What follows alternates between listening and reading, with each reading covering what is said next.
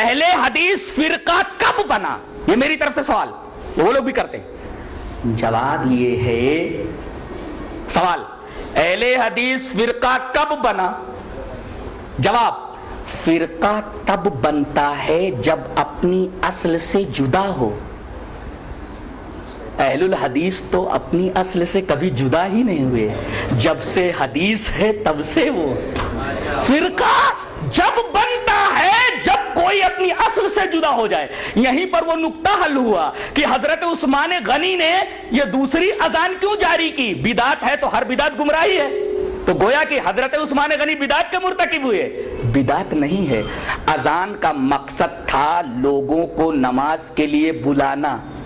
آبادی زیادہ ہو گئی، کثر الناس، یہ علت ہے، کثرت تعداد علت ہے، علت پائی گئی تو اذان کو مقام زورا میں دلایا۔ بدعت کیوں نہیں ہوئی؟ اس لیے کہ یہ فرع اپنی اصل سے جدا ہی نہیں ہے۔ نہیں سمجھ میں آیا؟ یہ نقطہ سمجھ میں آ جائے تو بہت سارے مسائل آٹومیٹکلی سمجھ میں آ جاتے ہیں۔ فرقہ جب بنتا ہے جب اپنی اصل سے جدا ہو۔ اچھا، ایک سوال اور قائم کرتا ہوں کہ جب اللہ نے تمہارا نام مسلم رکھ دیا تو تم اہل الحدیث اپنا نام کیوں رکھتے ہو؟ جواب اس کا یہ ہے کہ یہ اہل الحدیث جو نام ہے یہ وصفی ہے، مسلم ذاتی ہے، اور وصفی نام رکھنا جائز، یہ تو حدیث سے ثابت کر رہا ہوں اور عقلی طور پر بھی ثابت کروں گا۔ پہلے یہ ثابت کروں گا کہ وصفی نام رکھنا جائز ہے۔ دلیل یہ حدیث پاک، وعن الزہری سمع محمد بن جبیر بن مطعم رضی اللہ تعالیٰ عنہ عن ابیہ قال ان النبی صلی اللہ علیہ وسلم قال انا محمد وانا احمد وانا الماحی الذی یمحى بی الکفر وانا الحاشر الذی یحشر الناس على عاقبی وانا العاقب والعاقب الذی لیس بعدہ نبی، رواہ مسلم فی کتاب الفضائل۔ حضرت امام مسلم رحمہ اللہ اس حدیث پاک کو اسے کتاب الفضائل کے اندر لائیں۔ نبی کریم صلی اللہ علیہ وسلم نے ارشاد فرمایا، میرا ذاتی نام ایک محمد ایک احمد ہے، اور میرے کئی وصفی نام ہیں، ایک حاشر ہے، ایک عاقب ہے، ایک ماہی ہے، ایک رحیم ہے، وغیرہ وغیرہ۔ اور ایک نقطہ یاد رکھو کہ کسی ذات کے متعدد صفات اس کی عظمت پر دلیل ہوتے ہیں، نہیں۔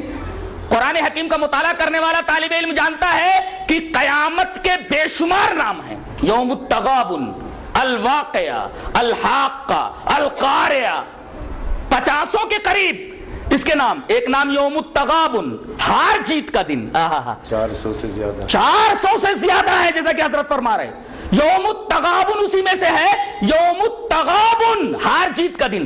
ہار جیت کا دن، اس دن جنتی جیت جائیں گے، کافر ہار جائیں گے، اس وجہ سے اس دن کا نام یوم التغابن پڑا، ہار جیت کا دن۔ اور کیسی ہار؟ یہاں تو کرکٹ والے ہار جاتے پھر جیت جاتے ہیں، وہاں کوئی آپشن ہے ہی نہیں۔ ایک دفعہ جو جیت گیا ہمیشہ کے لیے جیت گیا، جو ہار گیا سو ہمیشہ کے لیے ہار گیا، کوئی آپشن نہیں ہے، سیکنڈ آپشن ہے ہی نہیں، آپشن ہے ہی نہیں۔ جو ہار گیا وہ ہمیشہ کے لیے ہار گیا، جو جیت گیا وہ ہمیشہ کے لیے جیت گیا۔ لہذا اصل کامیابی در حقیقت آخرت کی کامیابی ہے، وہاں جو کامیاب ہو گیا در حقیقت حقیقی کامرانی، حقیقی کامیابی اسی کو ملی۔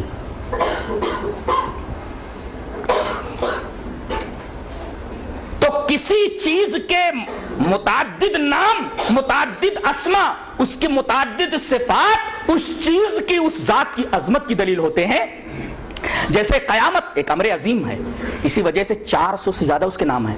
اور امام قرطبی رحمۃ اللہ علیہ نے یہ بات لکھی ہے کہ کسی چیز کے متعدد نام اور کسی چیز کی متعدد صفات اس کی عظمت شان کے اوپر دلیل ہوتی ہے۔ عربوں کے ہاں، اہل عرب کے ہاں تلوار کی بڑی عظمت تھی، بڑی اہمیت تھی، لہذا انہوں نے صرف تلوار کے لیے 500 الفاظ جمع کیے۔ 500 ورڈ ہے تلوار کے لیے۔ تلوار کے لیے کتنے ورڈ ہیں؟ 500 الفاظ ہیں صرف تلوار کے لیے۔ اتنی رچ لینگویج ہے یہ عربی، تلوار کے لیے صرف 500 ورڈ ہیں، 500 الفاظ ہیں، اتنی رچ لینگویج ہے۔ گویا کہ تلوار ان کے لیے بہت اہم تھی، لہذا اس کے نام بہت زیادہ۔ اسی وجہ سے اہل الحدیث کبھی اپنے آپ کو اہل الحدیث کہتے ہیں، کبھی اصحاب الحدیث کہتے ہیں، اور کبھی سلفی کہتے ہیں، اور کبھی محمدی کہتے ہیں۔ یہ بہت سارے نام، متعدد صفات در حقیقت اہل الحدیث کی ذات مسلم کے عظمت کے اوپر دلیل ہے۔ اس وجہ سے انہوں نے کئی نام رکھ لیے. اچھا مسلم نام اللہ نے رکھ دیا تو آپ نے وصفی نام کیوں رکھا؟ اس لیے کہ حدیث سے ثابت ہے وصفی نام رکھنا، جیسا کہ نبی کریم صلی اللہ علیہ وسلم کے ذاتی نام بتائے گئے اور اس کے بعد آپ نے اپنے وصفی نام بتائے، تو وصفی نام رکھنا جائز ہوا. اب منطقی دلیل یہ کہ اگر ذاتی نام کوئی ہے اور اگر وصفی نام رکھا جائے تو یہ جو وصفی نام ہے یہ ذاتی نام کا معرف ہو، مقسم نہ ہو. لفظ یاد رکھا جائے، ذاتی نام کا معرف ہو، مقسم نہ ہو، تعریف کرنے والا ہو، وضاحت کرنے والا ہو اور اس کی وضاحت کرنے والا ہو، تقسیم کرنے والا نہ ہو. اب بتائیے اسلام از اکول ٹو اہل الحدیث، درست ہے کہ نہیں؟ اس لیے کہ اسلام نام ہے قرآن و حدیث کا، قرآن و حدیث سے جو کچھ باہر ہے وہ اسلام ہے ہی نہیں، لہذا اسلام از اکول ٹو اہل الحدیث. اور اسلام از اکول ٹو اہل الحدیث اور مسلم از اکول ٹو اہل الحدیث، تو اہل الحدیث جو نام ہے ذاتی نام کا معرف ہے، ممیز ہے، مقسم نہیں ہے. اگر حنفی اور شافعی رکھ دیا جائے تو یہ مقسم ہے، لہذا اہل الحدیث رکھنا درست ہے اور کسی شخصیت کی طرف انتساب کر کے نام رکھنا درست نہیں، اس لیے کہ وہ مقسم ہے، تقسیم کرنے والا ہے، معرف اور ممیز نہیں ہے. کیا یہ نام صحابہ کرام رضوان اللہ تعالی علیہ مجمعین کے زمانے میں بھی تھا؟ جی ہاں تھا. دلیل یہ اثر وعن الشعبی قال کرہ الصالحون الاولون الاکثار من الحدیث ولو استقبلت من امری ما استدبرت ما حدثت الا بما اجمع علیہ اہل الحدیث. تذکرۃ الحفاظ قال الحاکم فی ترجمۃ الشیبی، امام عامر شیبی کے ترجمے میں یہ نقل ہے اور تذکرۃ الحفاظ میں قول موجود ہے.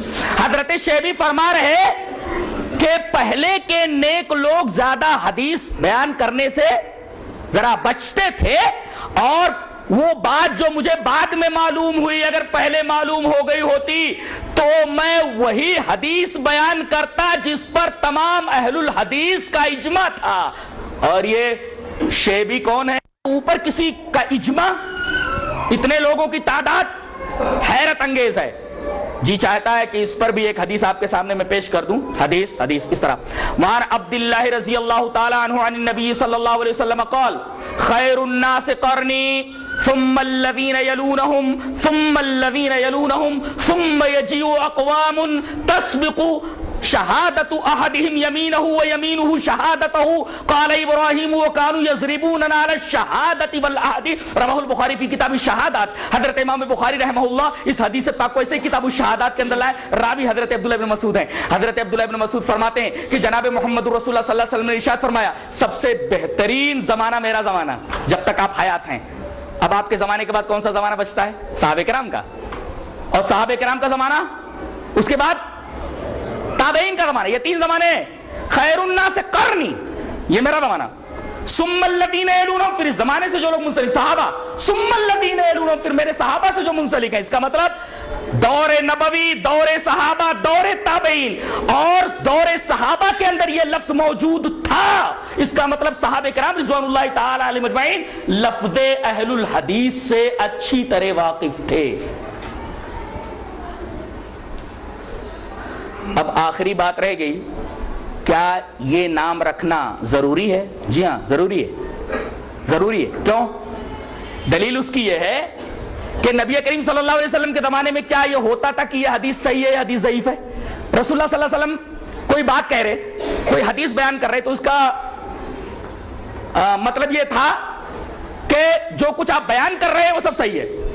آپ یہ تھوڑی کہتے تھے کہ یہ بیان کر رہا ہوں یہ حدیث صحیح ہے حدیث ضعیف ہے.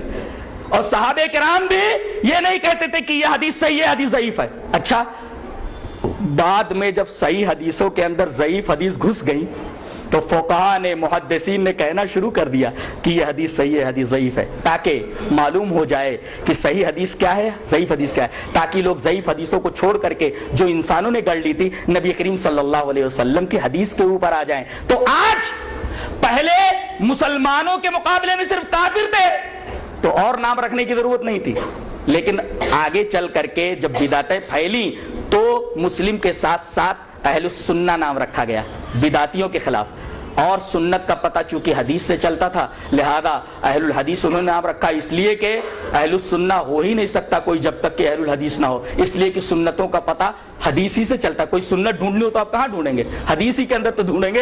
اس کا مطلب اگر کسی نے کہہ دیا اہل الحدیث تو اہل القرآن بھی ہو گیا، اہل السنہ بھی ہو گیا، محمدی بھی ہو گیا، سلفی بھی ہو گیا، سب کچھ ہو گیا۔ یہ لفظ اہل الحدیث بہت جامع ہے، یہ در حقیقت ممیز ہے دیگر تمام ان فرقوں کے مقابلے میں جو اپنی خواہشات اور اپنی اہوا، اپنے آرا، اپنے خیالات فاسدہ اور اپنی افکار قاصدہ کے اوپر قائم ہے۔ ان سے تمیز دینے کے لیے یہ نام رکھنا ضروری ہو گیا ہے، جیسے کہ محدثین کے اوپر یہ ضروری تھا کہ بتائیں کہ یہ حدیث صحیح ہے یہ حدیث ضعیف ہے، تاکہ لوگ صحیح اور ضعیف کے درمیان فرق کر کے تمیز کر کے حدیث سے صحیح کے اوپر عمل کریں۔ ایسے ہی ضروری ہے کہ لوگ یہ نام رکھیں۔ آج لوگ کہتے ہیں کہ یہ نام در حقیقت ایک فرقہ ہے۔ بہت غور سے سنو، لے کر جاؤ، آج یہاں سے لے کر کیا جاؤ گے؟ یہ آخری بات۔ ایک صاحب نے کہا کہ 4 ہی تو فرقے ہیں، یہ 5واں کہاں سے آیا؟ میں نے کہا کہ 4 فرقے کون سے؟ بولے کہ ایک سمندر ہے۔ بولے ہاں سمندر ہے، اس سے 4 نہریں نکلی تو پانی تو وہی ہے، پانی تو وہی ہے۔ ایک سمندر ہے، 4 نہریں نکلی، امام ابو حنیفہ رحمۃ اللہ علیہ کی نہر، امام شافعی کی نہر، امام مالک کی نہر، امام احمد، 4 نہریں نکلی، یہ 5واں کہاں سے آیا؟ میں نے کہا 5واں وہی سمندر ہے۔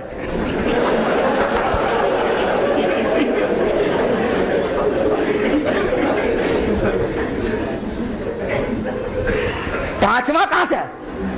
4 نہریں نکلی، 5واں کہاں سے آیا ہے؟ میں نے کہا سمندر ہی تو ہے، وہی اصل ہے، وہی اہل حدیث ہے۔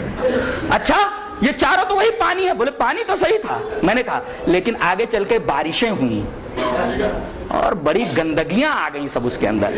اب اگر صحیح پانی اور صاف و شفاف پانی پینا تو سمندر کی طرف رجوع کرنا ضروری ہے۔ اب وہ آیت کریمہ پڑھ لو، تقریر کا اختتام، یا ایھا الذین آمنوا اطیعوا اللہ واطیعوا الرسول واولی الامر منکم فإن تنازعتم فی شیء فردوہ الی اللہ۔ اگر پانی گدلا ہو جائے تو گدلے پانی کو چھوڑ دیا جاتا ہے، ڈائریکٹ کنویں کی طرف، اصل کی طرف رجوع کیا جاتا ہے۔ وہی مطلب ہے فَإِن تَنَازَعْتُمْ فِي شَيْءٍ فَرُدُّوهُ إِلَى اللَّهِ وَالرَّسُولِ۔